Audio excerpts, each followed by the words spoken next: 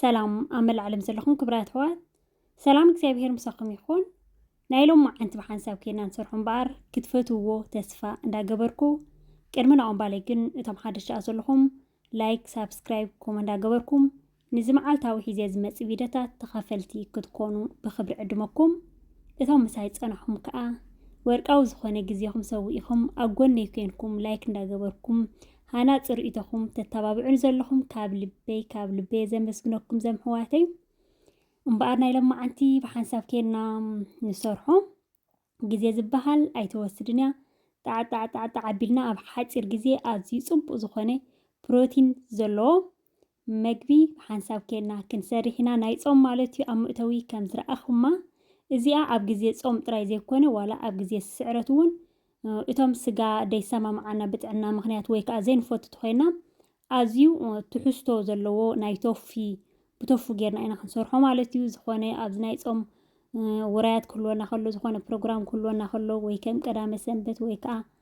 ህውኽ ኢልካ ለማዓንቲ ስንታይ ክሰርሕ ኢልካ ንቅድሜካ ኣስቤዛ ሒዝካ መፂኻ እቲ ኢልካ ኣብዛ ክሽነ ጣዕጣዕ ኣቢልካ ትስርሓ ማለት እዩ ስለዚ ክቡራት ኣሕዋተይ ኣነ ከም ትሪእዎ ዘለኹም ይጎይየ ዘለኹ ተገዳሲ ዝበልኩ ቁርጽ ኣቢለ ከርእየኩም ማለት እዩ ኣብ ሓፂር ግዜ ክገብሮ ከፍትኔ እስኹም ከዓ ላይክ ምግባር ኣይትረሲዑኹም እቶም ምሳይ ፀንሑኳ ከይበልኩዎም ብዓለም ሓሲበም እቶም ሓደሽቲ ግን ዘምሕዋተይ ላይክ እንዳገበርካ እዩ ዝከታተል ምክንያቱ ናይ ክሽነ ክብድ ኢሉ ከም ንፈልጦ ማለት እዩ ላይክ እንዳገበርኩም ክፅሓፉካ ብዙሕ ክብለኩም ኣይክእልን እየ ምክንያቱ ብዙሕ ግዜ ከሒዘኩም ላይክ ምግባር ግን ኣይክፈሎን እዩ ኣዝዩ ጽቡቕ ዝኾነ ቪድዮታት ናይዚ ሰሙን እዚ መዓልታዊ ግዜ ዝበሃል ዘይወስድ ሓፂር ገሊኡ ዝተዳለወ ገሊኡ ከዓ ክዳሎ ዝተሓሰበ ሒዘልኩም እየ ክመፅእ ሕጂ እንታይ ገይረ ከም ዝረኣኹሞ ካሮት 2 ካሮት ሽጉርቲ ሓንቲ ፍሪዝ ዝበለት ጻዕዳ ሽጉርቲ ኣብዚ ክንቆሎ ከለና ሕጂ ከምዚ ኖርማል ኢና ክንገብሮ ከምዚ ከም ናይ ቀይሕ ፀብሒ ንሰርሕ ከለና ዘይኮነ ኖርማል ማእኸላይ ዝኾነ ጌርና ኢና ክንቆልዎ ተስቤዛ ማለት እዩ እንደገና እንታይ ገይረ ኣለኹ ህሩድ ከዓ ገይረ ማለት እዩ ከም ዝረኣኹሞ ዕርዲ ማለት እዩ ዕርዲ እንደገና እዚኣ ከዓ ብጣዕሚ ዘይትተርፍ እዚኣ ከዓ ቀመም 2 ዓይነት ቀመም ዝገብረን ዘለኹ ሄል እንደገና ከዓ ቅንፍር ማለት እዩ ምስ ሩዝ ከምዚ ጌርና ክንሰርሖ ከለና ብጣዕሚ ጽቡቕ እዩ ማለት እዩ ከምኡ ጌርና ክንሰርሖ ከለና በቲ ዘይትናሃቱ በቲ መጀመርያ ክንእትዎ ከለና ከምኡ ጽቡቕ ማለት እዩ ክንቆልዎ ኣለና ሜሊሳ ከዓ ኮሚደረ መቸም ሩዝ ብዝተፈላለየ ኮሚደረታት ዘይብሉ ብቐመም ናይ ሩዝ ጥራይ ተሰርሐ ናይ ጾም ናይ ስዕረት ብዙሕ ኣርእየኩም ኣለኹ እዚኣ ከዓ ፍልይ ዝበለት ኤክስትራ ዳርጋ ኣስቤዛታት ግብርብር ኣቢልና ክንሰርሓ ኢና ማለት እዩ ሕጂ ቀመማት እንታይ ክገብር ናይ ሩዝ ቀመም እዚኣ ናይ ሕምልቲ እያ ብጣዕሚ ጽብቕቲ ናይ ቬጅቴብል ማለት እዩ እንደገና ኦርጋኒዮ ቁርብ ለይ ኦርጋኒዮ በዛሊኩም ከዓ ቁርብ ክንገብረሉ ኢና ሃንን ምንታን ክብለልና እንደገና ከዓ እንታይ ዝበሃል ሕዋስ ኣለዉ እንት በዘሊኩም ከዓ ከምዚ ኣዝማሪኖ ሕዋስ ጻዕዳ ሽጉርቲ እውን ቁርብ ሕዋስ ኣለዎ ምስኡ ማለት እዩ ብጣዕሚ ጽቡቕ ዝመፀልና ከምዚ ጌርና ሕጂ ቀመማቱ ኣውህድ ኣቢልና እንታይ ክንገብር ኢና ሕጂ ከዓ ፓብሪካ ሓንቲ ምልእቲ እተን ነዋሕቲ እተን ከበብቲ ዘይኮና ፓብሪካ ሲ እተን ነዋሕቲ እየ ገይረ ዘለኹ ማለት እዩ ምስኡ ጌርና ቅልው ክነብሎ ኢና እቲ ሩዘይ ሓፂበ ማይ ውዒ ገይረ ቁርጥ ኢለ ካቢለ ኣለኹ ከምኡ ተጌርና ኢኻ ብጣዕሚ ጽቡቕ እዩ ዝመፀልና ሩዝ ማለት እዩ ከም ትሪእዎ ዘለኹም ቅልው ኣቢልና ሕጂ ማይ ውዒ ከዓ በታ ጎና የብስል ኣለኹ እየ ማይ ውዒና መሰብሰልና ከዓ ማይ ውዒና ክንገብረሉ ነቲ ሩዝ ዝሑል ክንገብረሉ የብልናን ቀጢፉ ክበስል ኣይክእልን እዩ እንደገና እውን ጽቡቕ እውን ክመፀልና ኣይክእልን ከምዚ ኣይተሓሓዘናን ከምኡ ንገብሮ ተኸይና ማለት እዩ ሓፈሻ ዝሩዝ ብጣዕሚ ጽቡቕ እንድዩ ሓደ ግዜ ከማ ነርእየኩም ነይረ እንታይ ዓይነት ሩዝ ከም ዝጥቀም ርኢኹም ምልኩም ማለት እዩ ብጣዕሚ ጽቡቓት እየን ክስራሕ ከሎ ሽቱ ሃነን ዝብለካ ካብ ናይ ኢራን ድኳን ኢና ንረኽቦ ማለት እዩ ሕጂ እቲ ዓቐን ከም ተኣሽምና ማለት እዩ ብዙሕ ተደልና ነብዝሖ ንኽእል ኢና ናይ ሓደ ሰብ ናይ 2 ሰብ ተደልና ከነብር ንኽእልና ወይ ከዓ ኣብዛ ሓቢልና ሰሪሕና መቐነይና ንብል ተኾይና እውን كوم مالتي حجي فلح ما يزتقم زلهو كساب رسن دارغا دحان أبرتع نبلو إتي حاو مالتيو مسرسنا جن قطر حاده بقى خمزي بهافا بستيم تراي غير كوم زبسل كوم هنقبرو مالنا مالتيو أمبار حجي نسقس يلو كساب زبسللنا بزي أخا توفو خا دالي اللهو مالتيو توفو كلتي إذا زقبر زلهو تعقن كم زولكم مالتيو وحد تخينا هانت خنقبر نخيلنا أبزح بلنا تخينها كنقبرو نخيلنا تساقم يبولنيو حجي ما يالو إنهتو بسوفت غيرنا أدرق كنبرينا أفت بلاستيكون إتنهتو ما يخا يترفي مالتيو كم زي تري وزلهم ما يالو وفت وشتو بزي ما ينهت خا بس سوفت غيرنها أنكتس نبلو أدرق نبلو مالتيو قرب كمان بتاقون نفس سيلاتن اللادحان كولو لا أفتا بلاستيك زي صنحت مالتيو كم زي غيرنا أدرق قبلنا كم زي دلنا يغيرنا كنقورصينا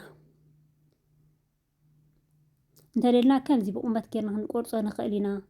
انتدلنا كم زي قبرو زلو هنقبرو نخيلنا تساقم يبولنيو شجر زبحان نجار يبولني كم زي أقبر بيلنا أزي بروتين زلوه هنزي كيرنا كنت كم نخيلنا بفلاي قول عس دقنا سبورت قبرو تخينهم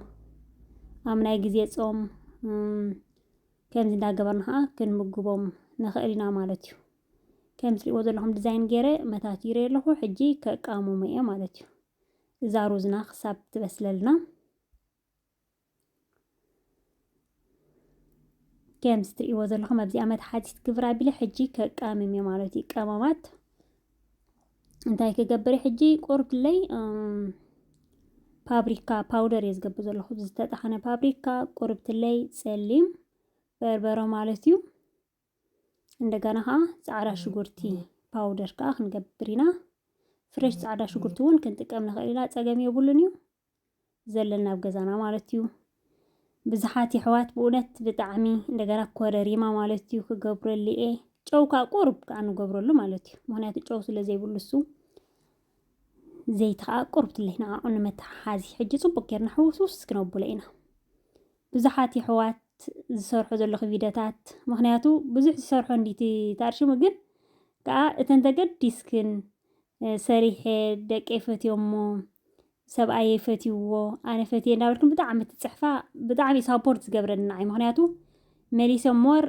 ጽቡቅ ዝበልኩ ቪድዮታት ሒዘልኩም ንኽመጽእ ዝተባባዕ ማለት እዩ ከምዛ ትርእይዋ ዘለኹም ክጽብቕ መዓት ኮይና ሩዝና ከዓ በሲላ ተወዲኣ ኣላ ማለት እዩ ودي الله أتصدق خبلا بزا قولني زي أخا حجي تبس كنبلاينا زيت قبرة بينا كيف زحنا نورمال زيتو مالتي غيرنا بينا قمتل كم زي حافة بينا ون قمتل نبلو نخيلنا مخوص غيرنا ون كن قبرة نخيلنا مالتي كم زي أغيرنا چر بينا تيبيسنا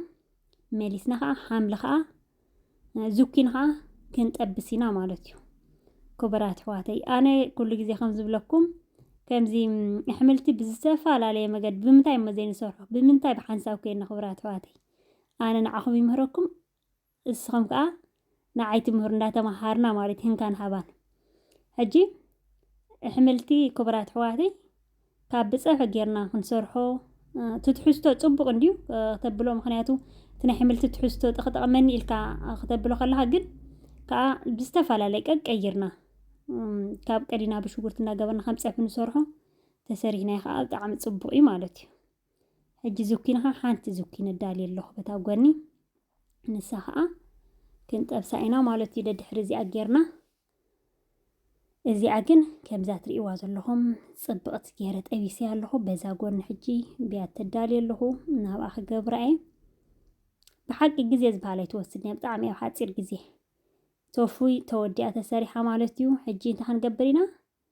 زوكينها كنت أبسينا مالتيو زوكيني قربت لي كم زتي وزلهم كمان مالتيو باودر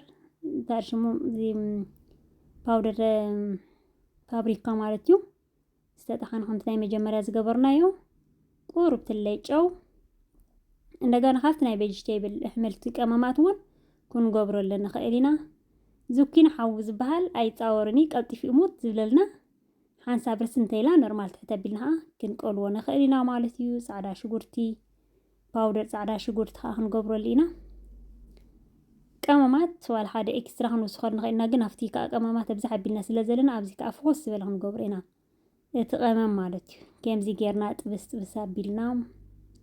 ትሕዝቶ ናይ ሕምልትና ንረክብ ማለት እዩ። እንዳኣያየርና ብዙሕ ኣለ ናይ ፆም ኣብቲ ውሽጢ ኣቲኹም ተም ሓደሽቲ ማለት እዩ እንተሪኢኹሞ ብጣዕሚ ዋላ እቶም ዝረኣኹም ከማን ከም መዘኻኸር ለማዓት እንታይ ክሰርሕ እየ ኣብ ሕፅር ዝበለ ግዜ ዘይወስድ ኮይኑ ግዜና ቆጣቡ እንደገና ከዓ ናይ ሕምልቲ ዝተፈላለየ ምግብታት ናይ ፆም ኣሎ ማለት እዩ። ክቡራት ኣሕዋተይ ከምዚ ትሪእዎ ዘለኹም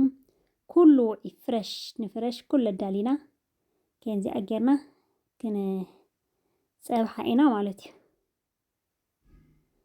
ቶፉ በዛ ወሰን ወሰን ኣግብር ኣቢልና ሳላጣ ኣዳልዩ ኣለኹም። እንደገና ከዓ ዝኩኒ ከዓ ከም ትሪእዎ ዘለኹም መቸም ናይ ፆም ኩሉ ነገር ናይ ጥዕና እዩ ማለት እዩ። ክትበልዐሲ ሸውሃትካ በቃ ከምዚ ኖርማል ስኽፍክፍ ዘይብለካ ካብ ስብሕታት ናፃ ዝኾነ ናይ ጥዕና ማለት እዩ። በዚ ከዓ እንጣጢዕ ከዓ ከመይ ዝበለ እንጣጢዕ ከዓ ከም ትሪእዎ ዘለኹም ማለት እዩ። ፄምና ምስ ወዓልና ከምዚኣ ግብር ኣቢልና ናይ ምሳሕ መደብና ክንገብር ንኽእል ኢና። እቶም ቅዱሳት እግዚኣብሄር ዝሃበኩም ከዓ ናይ ድራር ክትከውን ትኽእል እያ ዝተፈላለዩ ማለት እዩ። ኣማይ 40 ፆም ከም ታርሽምና እዩ ማለት እዩ። ኣብታ ንስዕረላ ግዜ ከምዚኣ ጌርና ኣድሉ ነብላ ማለት እዩ። ክቡራት ኣሕዋተይ ንድራር ንጥቀመላ ንምሳሕ ንጥቀመላ ኣዝያ ፅብቕቲ ዝኾነት ናይ ፆም ብሓንሳብ ኬና ሰሪሕና ነዚ ትሪእዎ ዘለኹም ብጣዕሚ በሊዕኻዮ ጥዑም እንደገና ከዓ ንጥዕና ኣብ ናይ ግዜ ፆም እኳ ጥዑም ኣይኮነን እንዲ ክቡራት ኣሕዋተይ እግዚኣብሄር ኣምላኽ ኣብ መኣድና ዘይኮነ ኣብ ኩሉ ሂወትና ብእግዚኣብሄር ዝተባረኸ ይኹነልና። እግዚኣብሄር ዝባረኸ መቸም እንታይ መጎደል ኣለዎ ካብ እግዚኣብሄር ዳ ክቡራት ኣሕዋተይ። ከምዛ ትሪእዋ ዘለኹም መኣድና ቀርብ ኣቢልና ከዓ ንምገብ ኣለና ብሓንሳብ ኬድና ድሰራሕናያ ማለት እዩ።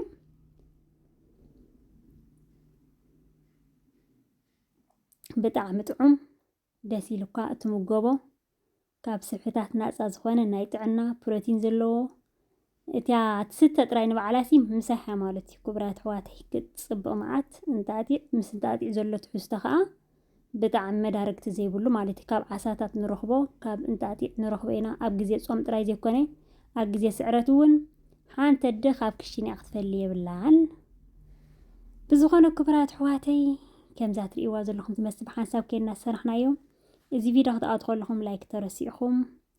ኣብ ምውፃእኹም ላይክ ኣይትረስዑ። ንፅባሕ ብካሊእ ቪድዮ ክሳብ ዝምለሰኩም ሰላምን ጥዕናን ኣብ በቢ ዘለኹሞ ሰሰና እዩ።